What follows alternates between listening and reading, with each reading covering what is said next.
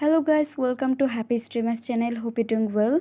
In this video I'm going to show you how to post on Threads. And guys, it is very easy to do. So let's continue into your Threads app. Now just tap on the pencil box icon in the middle of the screen.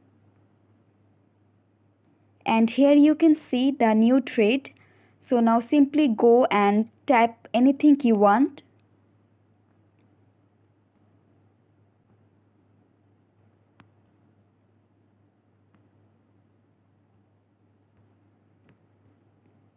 And also you can attach your pictures here, or you can also skip this part if you want. And after you complete, just tap on the post option.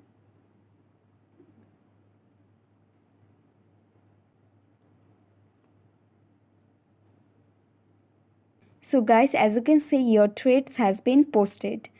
So that's it, and that's how you can post on Threads very easily.